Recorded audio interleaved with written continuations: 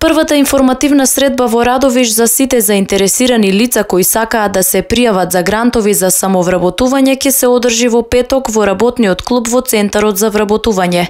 На неа кандидатите ќе бидат комплетно информирани за програмата и финансиската поддршка која ја нуди Агенцијата за вработување на Република Македонија, како и можноста на користење на грантот.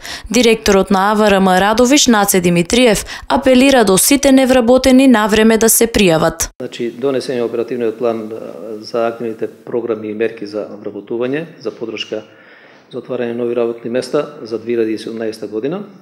И еве од вчера почнавме со примена на првата програма од тој оперативен план, односно програмата за самовработување, како мерка за поддршка на претприемништвото кај на нашите клиенти, кај невработените лица кои што планираат да отпочнат своја дејност, да се занимаваат со сопствена дејност и да се појават на пазарот на труд како работодавачи.